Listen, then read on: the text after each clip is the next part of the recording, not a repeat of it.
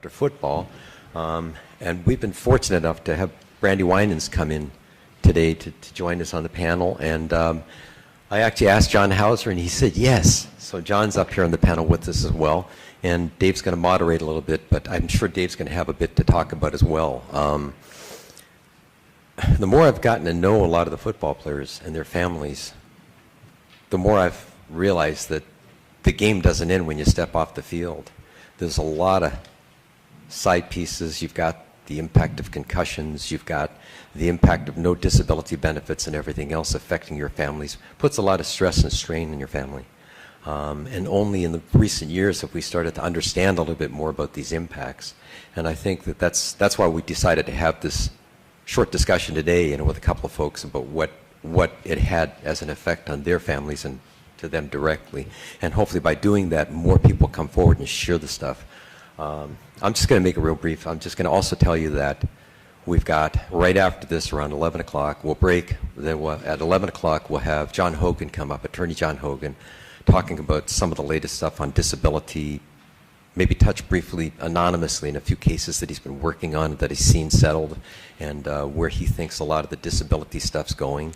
We'll break for lunch. When we come back at 2 o'clock, not 2:30 as I thought it was, I forgot, 2 o'clock, we'll have our discussion on the NFL Films litigation.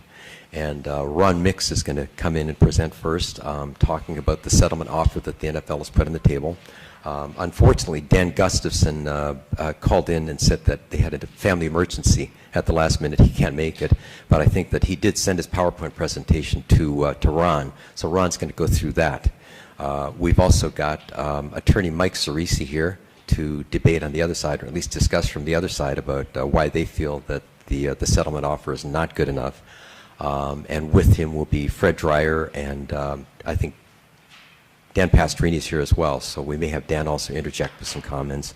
And then following that, we're going to end up rounding it off with a little bit more light stuff, talking about some of the playing conditions when you guys played in the old days. And we decided this year, instead of having it in a banquet hall, our dinner, we're going to have it down in the restaurant, Don Vito's. And unfortunately, they don't want us standing up in the restaurant telling 3 Minute, her husband, Jeff Winans, passed away in December very suddenly. So Brandy just had a memorial service down in California, what was it, last week, a couple of weeks ago, and made it back from that. And she was still managed to be able to make it to our conference. So here's Brandy.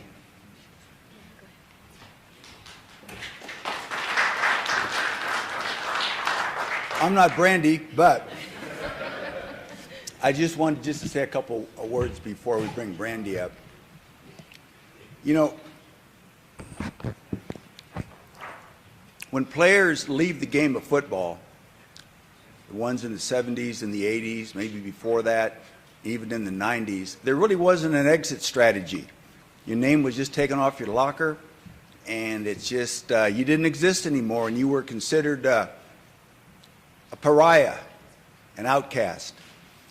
And, you know, one of the things that retired players have had to deal with, if you look at the divorce rate, the bankruptcy rate, you know, it's not good.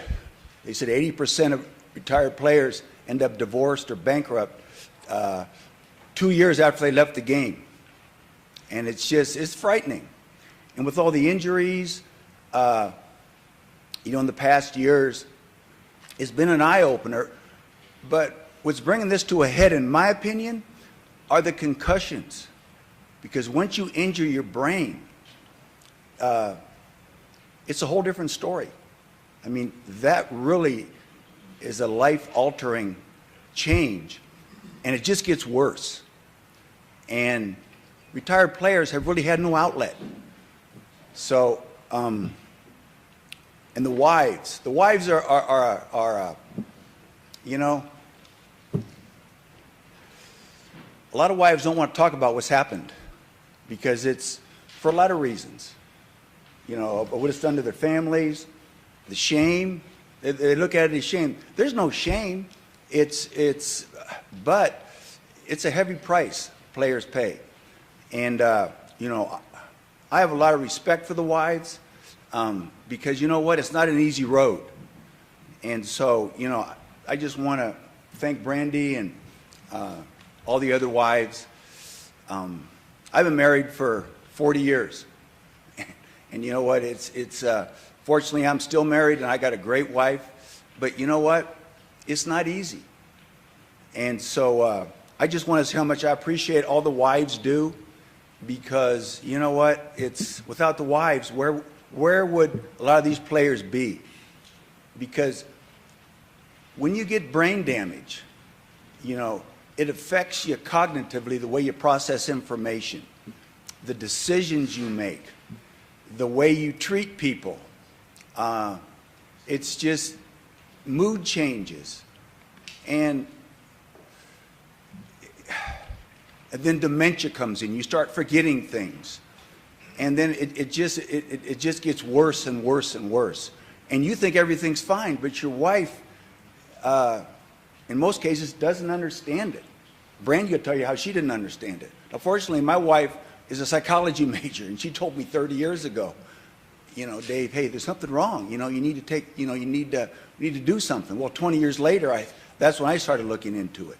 So, I just want to thank the wives, and I want to introduce Brandy and let Brandy tell her story, you know, because her story is similar to a lot of retired players. But it's nice that she's here to tell us her story. So, please come.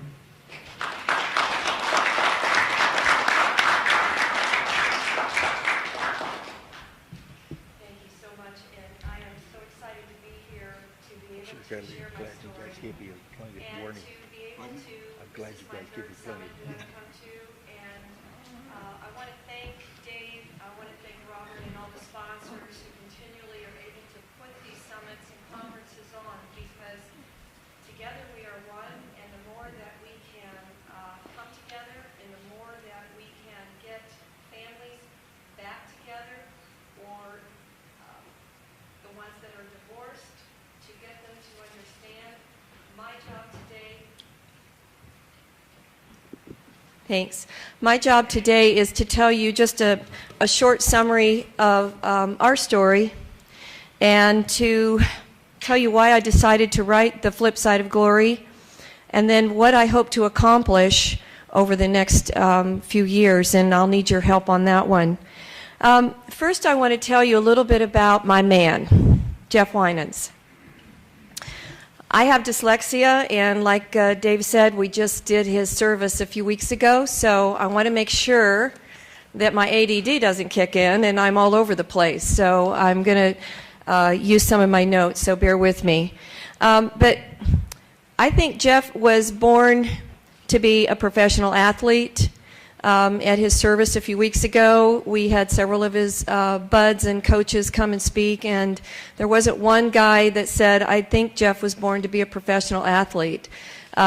He was 6'5½", 290 pounds in his prime, defensive tackle, offensive guard, and he was an All-American at MJC, Modesto Junior College, and then he was brought over with scholarships to USC by John McKay.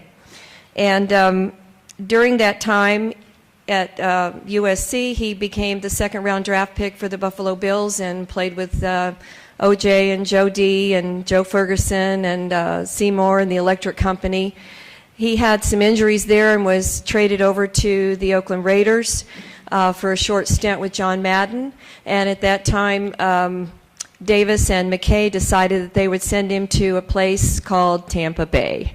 And he ended up over with the Tampa Bay Buccaneers, which is where I met him. And we met in 1979. Both of us were kind of going through divorces, and we met at a bar at Molly McGuire's, which was a place in Clearwater that was owned by the McGuire brothers, who were previous friends of Jeff's at Buffalo. And I'm sure Joe D. has some stories on those McGuire brothers. But Jeff was the love of my life. He was a Greek god. If you were to look at him, the first time I met him, I walked into a bar and he was sitting at the bar by himself on a stool with a tank top on, muscles showing, beautiful tan, blue jeans, and this beautiful Greek curls and a small beard here and these piercing brown eyes that, for me, I just got lost in. My girlfriend introduced us, and his smile, if you've ever known Jeff, was infectious. He could walk into a room and draw attention from the prospectus that he had a beautiful smile on his face, and when he laughed, everybody laughed. That was just Jeff. A few months after we met, Jeff got waived from the Tampa Bay Bucks and was picked up by the Oakland Raiders and ended up being part of Super Bowl 15. Prior to the actual game of Super Bowl 15, when they were playing the season of 1980, he was injured again. He had multiple injuries over his career, from severe back injuries, ankles, knees, torn ACLs, MCLs, broken fingers, broken toes, a lot of things that you guys all know about, and continue to get on the field and play, like what we were talking about yesterday. Everybody ends up, the coaches will tell you to take a little smelling salts and get back on the field, or take you in the locker room and shoot your leg up and you're good to go. So y'all know exactly what I'm talking about. At camp in 1981, he went back in, and at that time, the year before, he'd been asked to waive his back, and this time they asked him to not only waive his back, but to waive his ankle. And he was already having multiple neck and severe headaches. During the off season, he spent most of his time on the floor with pillows under his knees, surviving pain and headaches.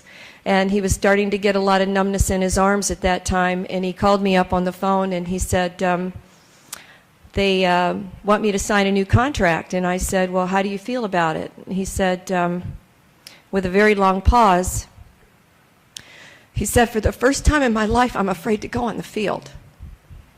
And I said, then maybe it's time to come home. But you have to make that decision. I can't make that decision for you. But whatever you do, I'm here. And the next day, I decided to make a cheese casserole for him. And I wasn't sure if I'd hear the garage door up, but I did.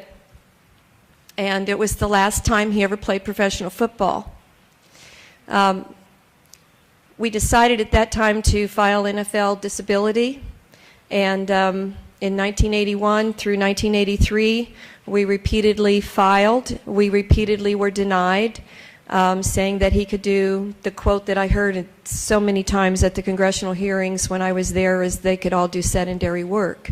And we said, well, Doc, what does that mean? And they go, well, that means you could work 2 or 3 hours a day. And we went, yeah, well, that'll bring in the big bucks, won't it?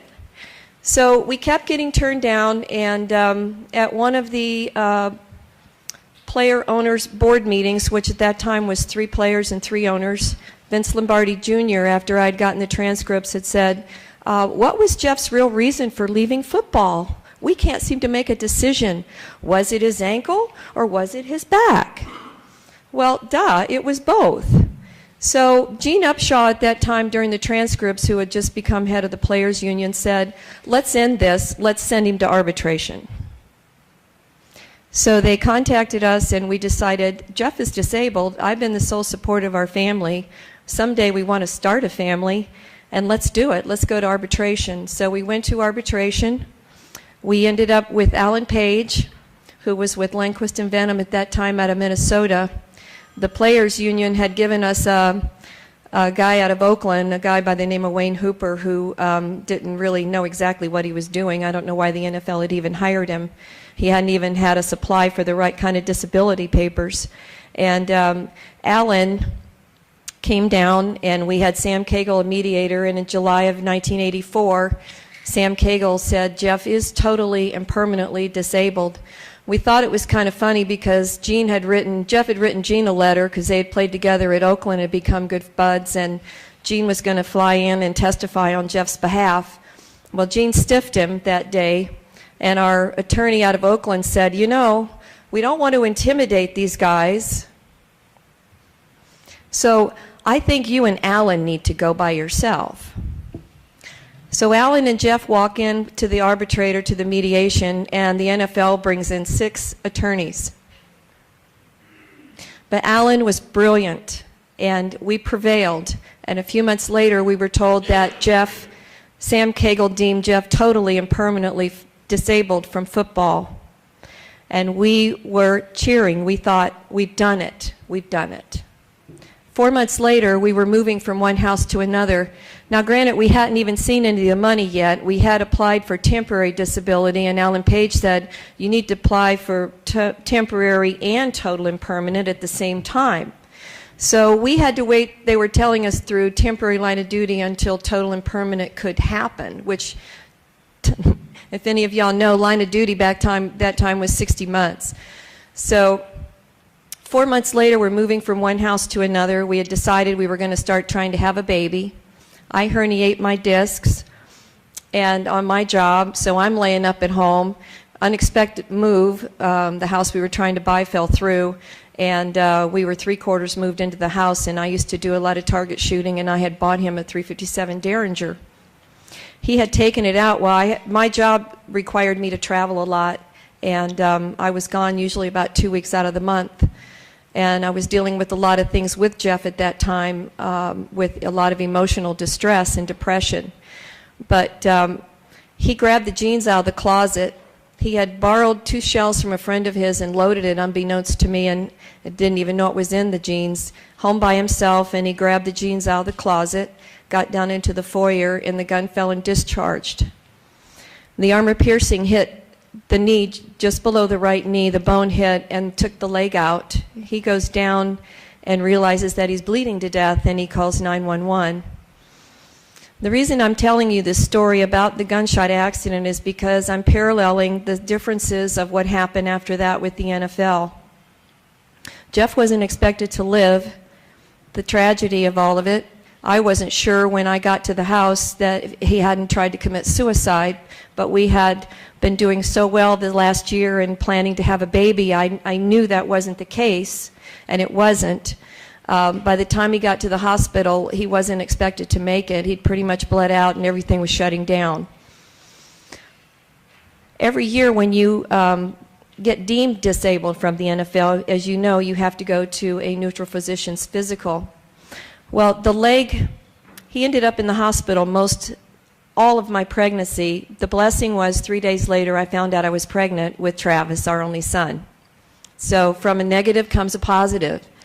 During the next year and a half, Jeff lived mostly in a hospital fighting infection from the gunshot accident, and it was time for him to go to his NFL physical.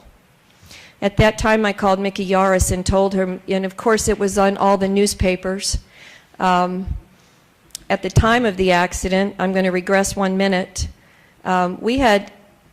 after Jeff was not able to get, Al Davis decided during that season of Super Bowl 15 that Jeff was not entitled to a Super Bowl ring.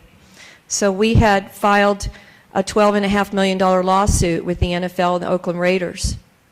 And when Jeff was in ICU, not expected to live, 2 days after the accident, a phone call came through that ICU nurse took from Al Davis, asking him that he was sorry about his accident, but if he would waive the 12 and drop the $12.5 million lawsuit, he would get his Super Bowl ring. That ring meant that much to him. That's Al Davis. We dropped the lawsuit. We didn't get the ring. We had to hire an attorney, and at that time they became the LA Raiders. We had to hire an attorney out of Oakland. The first ring, it took almost 2 years to end up getting the ring. But we ended up getting it. We had an attorney fly down and get it, and they claimed that the first one got lost in the mail and all kinds of hoopla. So, you know, you never know what you're going to face. And meanwhile, we're facing all these other injuries, and the NFL now says, well, either he goes to the neutral physician or we're going to pull your pension. Our pension at that time was $870 a month, which was what temporary line of duty was, even though we had been deemed years before that he was getting total and permanent, I think was around $8,000 or $9,000 a month at that time. So we went through all of that. Years later, 2 years later, 1986, I kept reapplying when Jeff was finally able to get out of a hospital bed and go to a neutral physician. We were sent to Dr. John Becker up in Northern California, and Dr. Becker at that time also said that Jeff had degenerative disc disease, multiple football injuries, qualified over 80%, but could do sedentary work. So at this point in time, I've got a young son. My company decides they're not paying any more medical bills. The bills were piling up to a point where creditors weren't working with us, and we filed bankruptcy. That was one of the hardest things I ever had to do, but it was also one of the biggest blessings because we had millions of dollars of medical bills. And because of the leg injury, the back and everything else was deteriorating as well. In 1988, I called Myrna Logston. I'd lost 25 pounds. I said, Myrna, you've got to help. I don't know what to do. She said, call me at this number later. It was like Watergate. I call her at a payphone that night, and I'm in tears, and I said, Myrna, this isn't right. We won arbitration. Why are they doing this? And she said, Brandy, I can't tell you anything, but I can tell you this. She said, there's been 7 players ever deemed disability. She said, the only way I've ever seen it happen is that you end up going back to the same neutral physician that you saw before. So she said, this conversation never happened. I said, it never happened. So the next day I called the benefit department and I said, you know, Jeff keeps deteriorating. Can we go back and see Dr. John Becker? And they said, yeah. I was like, okay. So we went and saw Dr. John Becker. Dr. John Becker at that time hadn't seen Jeff for 2 years, saw that his back and body had completely deteriorated more and said, yes, Jeff is now totally and permanently disabled from football. We thought, okay. They can't deny us now. They can't. We reapply. They come back in 1989. We had just moved back to Florida and stated that Jeff, because of the gunshot accident, that he was disabled but not from football, and they gave us non-football related injuries back to the $870 a month with $100 for Travis, and at that time we had no fight. In 1992, Jeff decided he was going to get back into the grid of things, and during the time we had moved there, he ended up having 2 amputations on his leg and a BK below the knee. The prosthetic company that he worked with, St. Pete Limb Embrace, had started asking him if he would come in and talk to support groups. He met a nurse at All Children's, and he would go in and talk to terminally ill and severely injured people at All Children's and Bayfront. And at that point in time, he started finding his niche. He started getting out of his major depression, and he said, you know what? If I can keep on my feet during the day and take my meds at night, he said, I want to start a foundation. I want to be able to help kids and families. And so in '92, he started Day for Our Children, which is still in existence today. I'm continuing to run it. We didn't know how to raise funds, but we knew how to play golf. Well, at least Jeff did. I was the straggler, but he was very good at pretty much everything he ever picked up, from golf to football to baseball to whatever. And he went to Outback. He went to GTE Wireless, he went to Continental, and for the first year they all kind of watched us, and we would either put on celebrity softball events or celebrity golf events. He worked very diligently, and we started working with a lot of other charities and showing them how to raise funds, doing golf tournaments. He was the first guy in our Tampa Bay area to put together sports memorabilia auctions and working diligently to get all of his buds to sign stuff. And in '96, he became president of the NFL alumni there. Over the years, I started noticing a lot of changes. We went through a lot of depression. We went through outbursts of anger and at times, but in 2002, he decided that he couldn't do the foundation anymore. It was just too much on him. And he was deteriorating not only physically, but emotionally. And I didn't understand it. He also had become addicted to prescription drug medication, and the doctors continued to give it to him, and I was the bad guy because I was the tattletale who was always calling the doctors, being very upset with them because they were giving him 100 milligrams of Duragesic patches, which is 80 times more potent than morphine. He was taking those patches every 2 days. They were giving him 120 Soma, 10 mils, 60 Valium, 60 Percodan for breakthrough, and of course he was smoking pot and anything else he could get his hands on. After he stopped doing the foundation, it wasn't just an evening event, it was a 24-hour event, and he realized he needed help. And one day he called me from work and he said, I made an appointment to see a psychiatrist. I know if I don't, our marriage is done.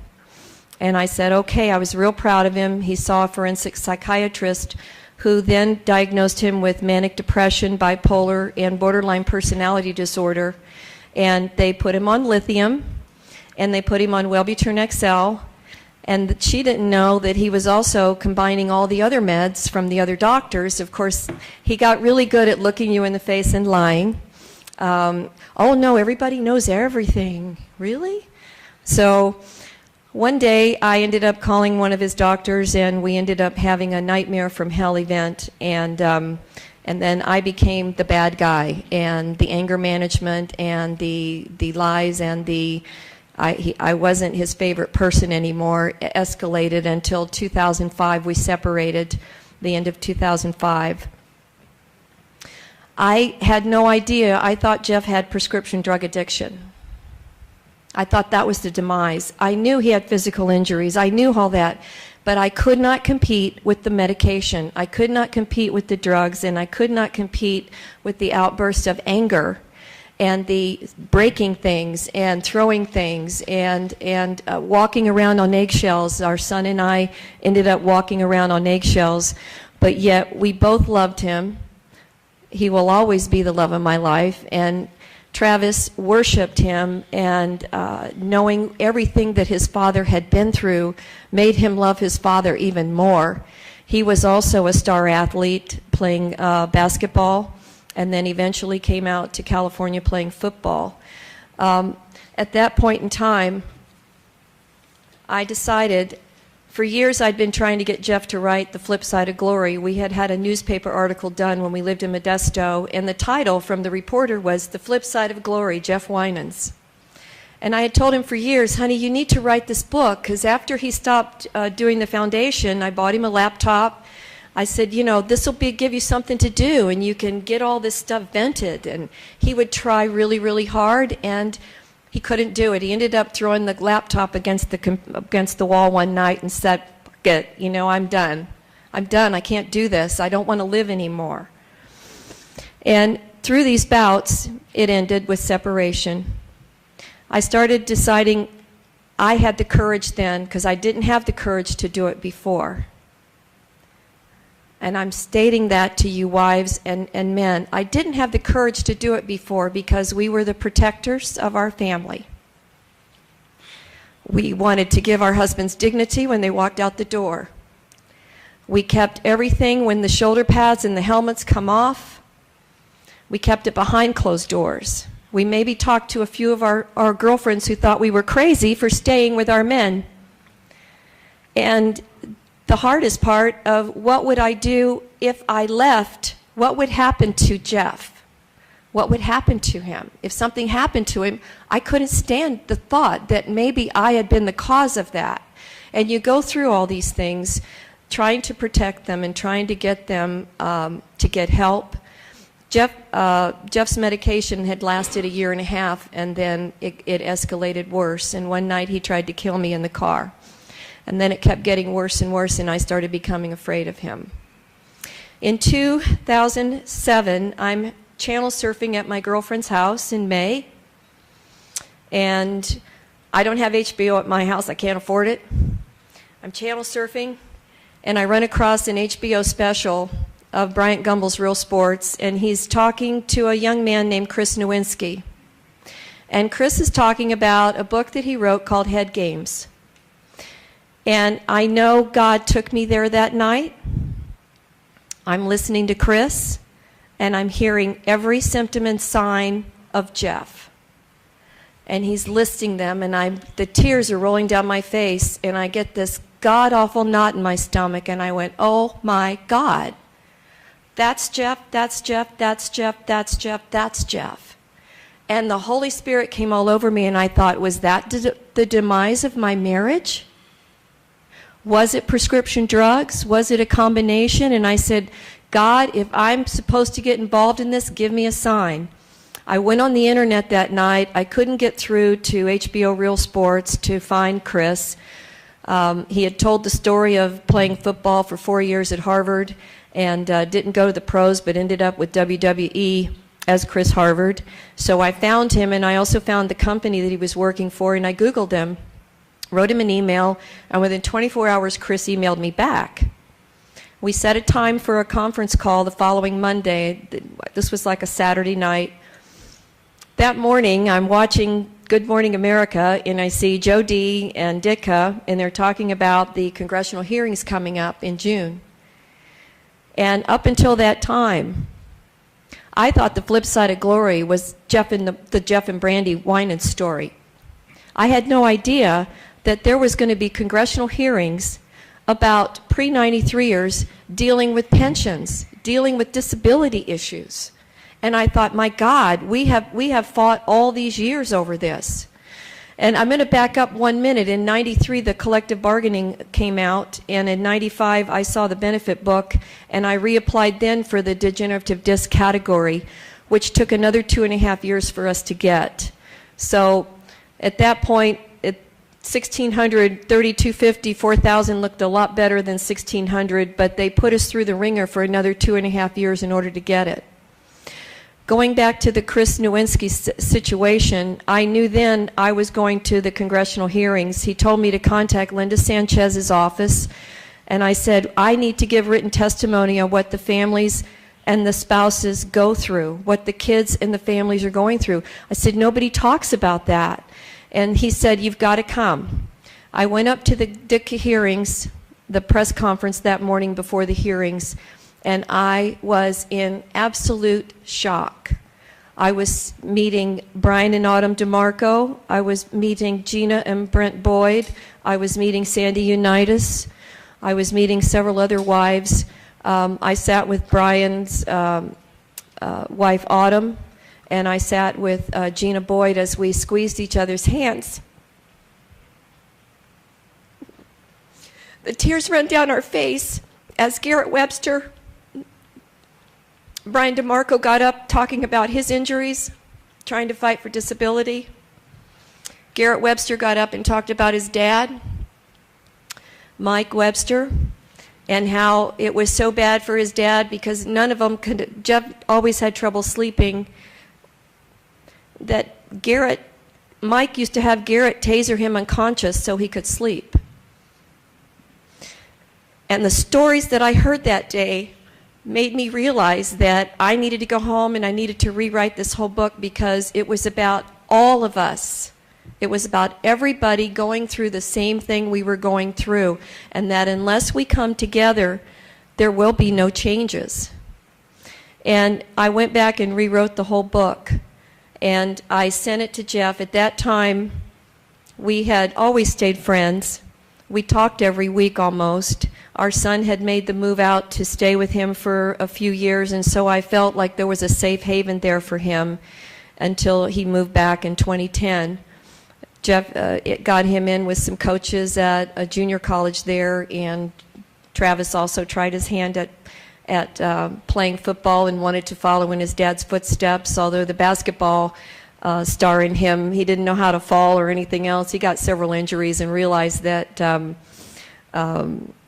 it wasn't his forte. He's now a personal trainer. In the end, I sent Jeff a manuscript, and I said, I'm not going to publish this without your permission. I want you to read it, and I want you to really read it. He read the book. He called me on the phone. I read the script. I said, and then he got real long-winded, and he started tears, and he said, the first half of the book was so emotional, all I did was cry. And then I said, and the second half? I'm not happy about it. I don't like it. It doesn't make me look very good. And I said, all right. Now at that time, the book was almost 400 pages. I had a lot to vent too. But it wasn't about bashing somebody. That was the whole point of the book. It was about telling a story of behavior and progression over a period of time, and especially showing the last 10 years we were together how deteriorated the brain had gotten and his behavior had gotten. So he sent me back. I said, well, just scratch out what you don't want and send it back. So he sent me back the book, and almost the whole half was, you know, and you could see the anger and you could see all this stuff going on. He was, so I said, all right. I took 100 pages out of the book, and I said, all right, I'm going to take just a little bit, and I'm going to add some things into a few chapters so that we have to show it, but I said, I'm going to send it back to you. So I sent it back to him, and he reread it for the second time, and he said, I didn't understand where you were coming from the first time because I was anxious and I just knew you were just going to bash the hell out of me. But he said, I read it this time. And he said, I don't like a few of those last chapters you put in, but he said, I'll tell you what, if it'll help one family, then let's do it. And in 2010, he got rehab, and we started making arrangements to get back together. And in 2012, we made a decision. He was moving back to Florida and going to help our son open a high-performance athletic facility. He was very excited, and I went out to spend 2 weeks in October with him, and we decided to make a surprise with our son, who was flying back out with his girlfriend the end of February. We were going to have them surprise him and have him stand up for us and get remarried.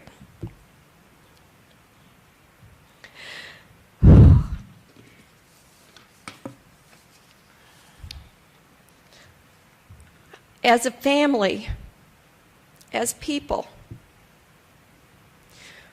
we have to be able to not have any shame about where we are. Now, Dave was mentioning earlier about shame, and Heidi, his wife, I have to give her a round of applause too, because Dave, we've known Dave since the Buck days, and Jeff played with him in with the Raiders.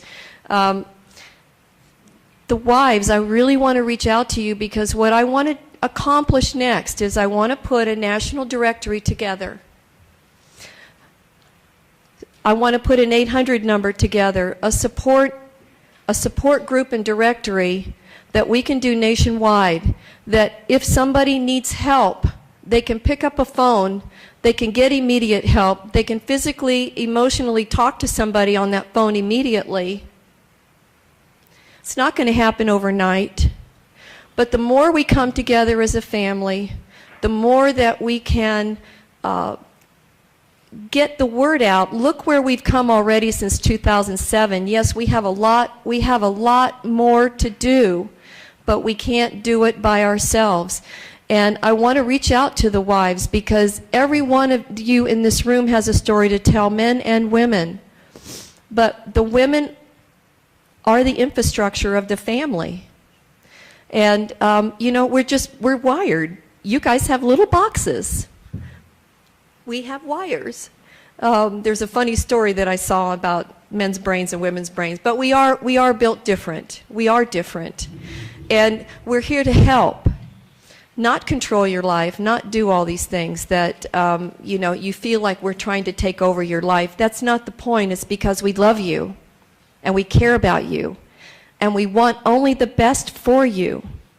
And if I can bring any more families back together the way mine came back together, and help educate what concussions and brain and TBI and chronic traumatic encephalopathy does to the brain, I think I can bring a lot more families back together. Even if they don't remarry, they can come back together for the sake of their children and for the understanding of knowing that it wasn't their husband doing that. It was a brain racing. It was a progressive brain disease and injury that was created, and I think that's the message that we have to get out. And I thank you for allowing me to be here, and I'll be happy to answer any questions after John gets up. Thank you.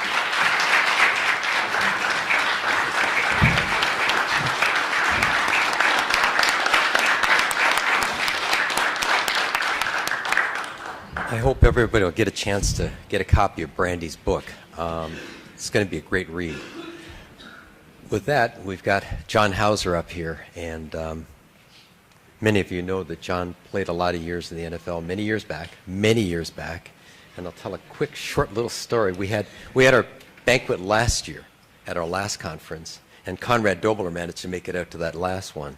And I remember we're sitting around the table, and Conrad's asking us questions, of course, the way he usually does. And he asked John and his wife, how long have you guys been married? I think John at the time said 53, almost 54 years. And Dobler looks over at them and says, and just how's that been working out? So with that, John just told me they're coming up on their 55th anniversary.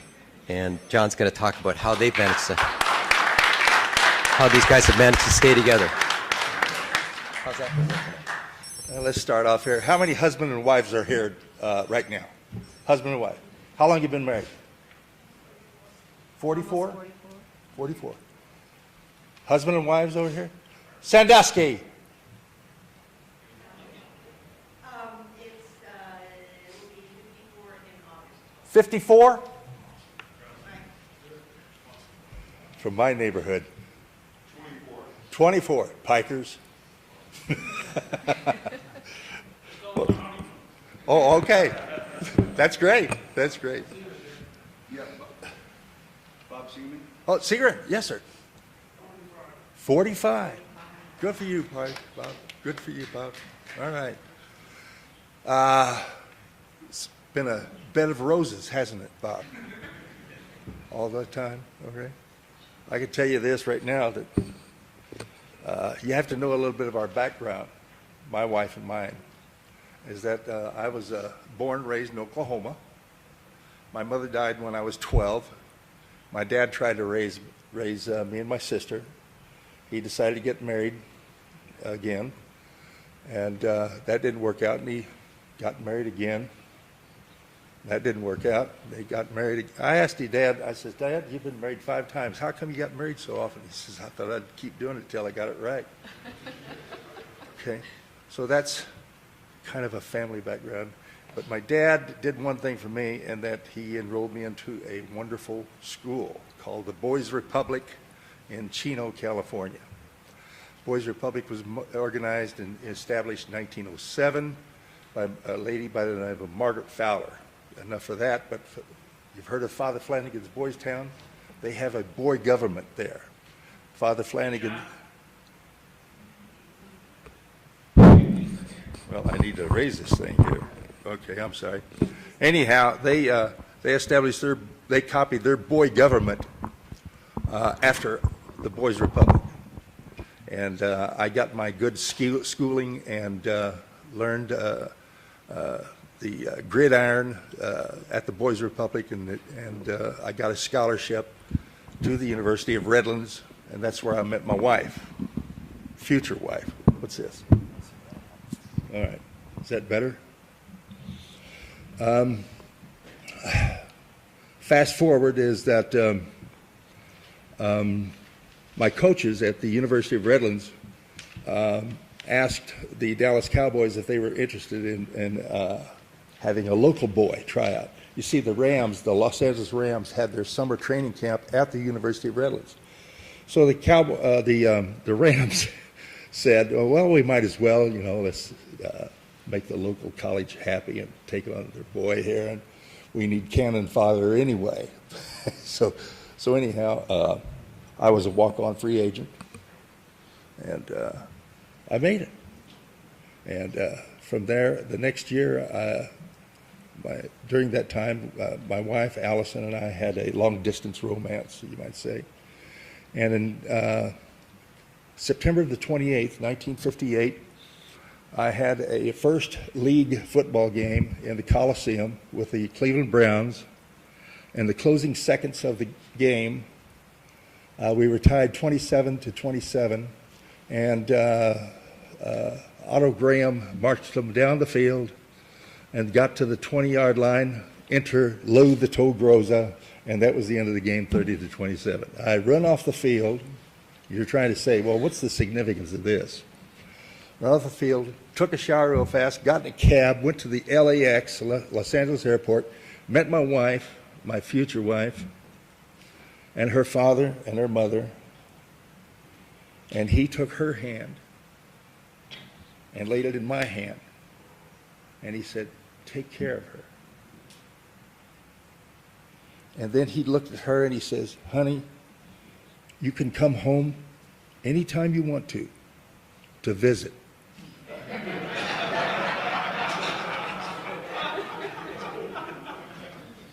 That's the truth. I'll never forget that. Because that made an impact on me. And we got on the airplane. We flew to Las Vegas. We were the guests of Abe Schiller, the general manager of the Flamingo Hotel. He got the JP to come there and meet us in the presidential suite. We got married there. And so everybody says, oh my gosh, you didn't get married in the church, and you just got married by justice of the peace. And it's kind of rather sudden. It's not going to last. That's what they said 55 years ago. Now, I got to tell you something. One of the smartest things I ever did, because I was traveling, and then after football, I got into sales and traveling. The smartest thing I ever did is I turned all the bank accounts and everything over to my wife. Because if anything ever happened to me on the road, she'd know where things were, you know, the insurance policies in the bank and stuff like that. She was an only child. I have a sister, and I had a very stable family environment until my mother died. And that was our background. And I can tell you this, that one of the secrets to the longevity of our marriage is I learned how to say a very two-word phrase very effectively. Yes, dear. And how high did you say want me to jump? And some people say, well, a marriage is a 50-50 proposition. 30-70.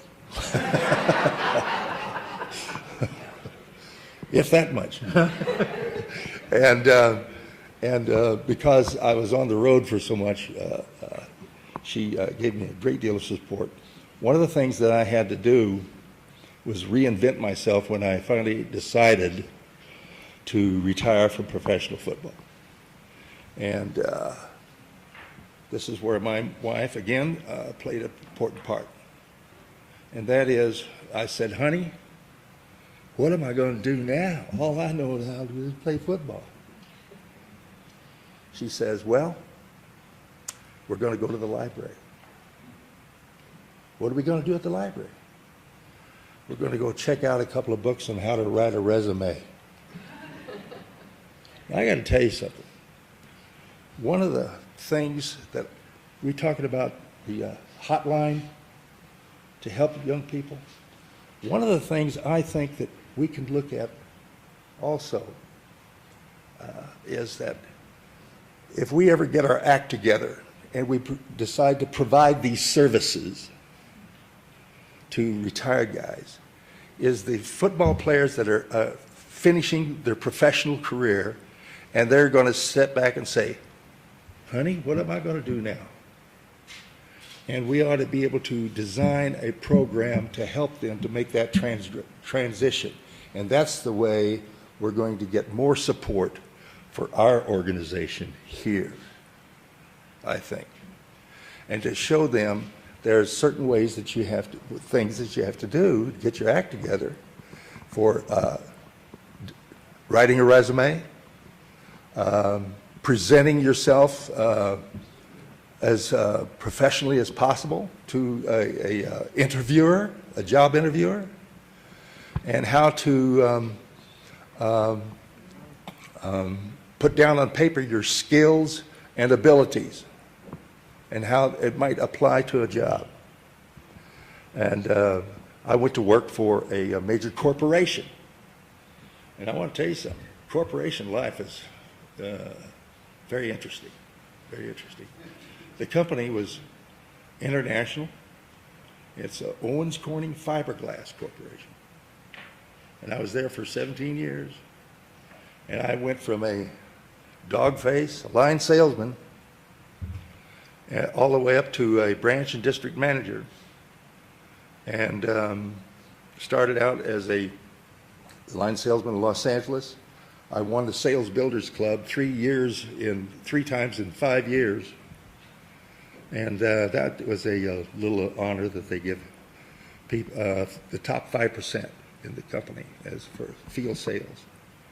From there, they said, well, we have a little problem up in Denver. We're just not making the sales that we think we need. So we'd like to send you up there. So they sent me up there, and the first, I found out that they were selling only $920,000 worth of fiberglass building products. And I just put my nose to the grindstone and started hitting the bricks.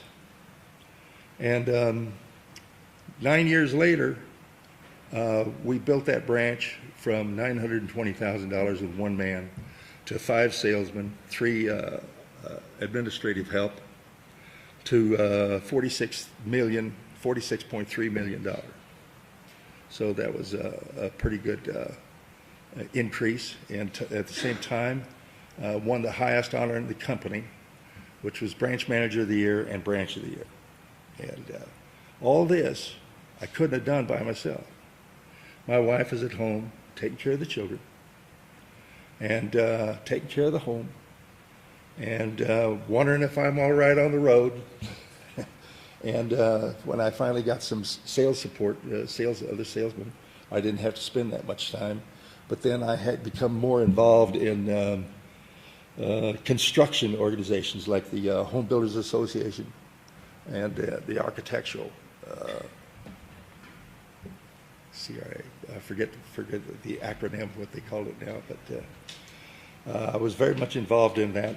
And then after 17 years, a headhunter got me, and I went to work for another company, and my wife was very supportive of that too, and I started working for Brooks Products, and that was all right. The guy that helped me was a former 49er, and we hit it off, and he was also a private pilot. So one weekend, him and his wife was going to spend a nice weekend at Lake Tahoe, and in flying into that airport up there, the Tahoe is surrounded by mountains. They got hit by a wind shear and blew into a mountainside. And his partner and I didn't get along very well. So that was the end of that career after a brief 5 years. So after that, I decided to retire permanently. And I went incognito. I used my background in building products, and I went to work for a home improvement center. And I became the manager of the lumber and building materials department. And was basically a 9-to-5 guy, and went home to my house in Solvang and just have a great life right now. And I couldn't do it without the support of my wife, Mary Allison, and I wish she was here right now. She'd probably be throwing something at me. And right now, that's about it, I have to say. I'm sorry to say that, Brandy, you've really had a tough one. I've had a great one. And that's the contrasting stories that we've got to say. I don't look at it as a tough one because Jeff was the love of my life, and I don't look at it as a caretaker, although for a lot of our relationship I was. But I look at it as a part of my life and a wonderful adventure. I have no regrets that I ever married Jeff. I have no regrets that I have a beautiful son, my greatest blessing, and was Jeff's greatest blessing. And you know, life happens, and you have to take a a positive out of every negative. I do life and relationship coaching now and behavior assessments, and part of that support group that John was just talking about would be that type of support in helping athletes transition and helping you to get back on your feet and helping you to regain that confidence level that you had when you walked out on that field. Because when the game is over, the game of life is not over. Your life is always just beginning. Every day is a new day to start over and start fresh. But it's up to you to make that kind of choice and decision. And each and every one of you can. We're all going to have bad days. That's just life. But you take those bad days into good days, and you always look for out of that bad day, you know. And that work group, Jerry and I were just talking just before I got up here as well, and he's doing some transitioning too. So you have to stay, you have to have the catalyst never to give up, because as long as you give up, they win. And they know who I am there. Marion Fleming, Sarah Gaunt, Mickey Yaris, they all know who I am. They all know who Jeff was. They didn't like us. That's understandable. If I could interject just for a second, I was going to talk about Dave's case. And Dave ended up fighting these guys over the years. And what was it? We started the blog, I think, 5.5 years ago. And I told Dave I wouldn't be surprised if these guys try to find some way to buy you off or try to make you push you back. And literally, but what was it, a year and a half after we started the blog, all of a sudden Gene Upshaw announced that they were putting out this fantastic new program that if you qualify for Social Security disability, you should automatically qualify for the Bird Belt disability plan. So Dave went ahead and applied for it. It had certain criteria. You couldn't be 55, was that right? And there were a couple of other things. And it fit Dave to a T. I mean, you could have made it more perfect. And it was made basically for Dave Parrott. What was also interesting, though, was that I think there were two other players that fit that category. One was Dave Hum, because he wasn't quite 55 yet. And I think there was another player who didn't apply. Dave Hum applied, he got it.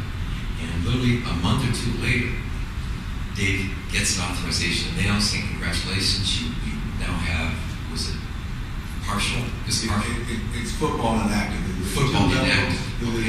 Inactive means you didn't get hurt playing football, and it means you did it. There's a huge pay difference. Yeah.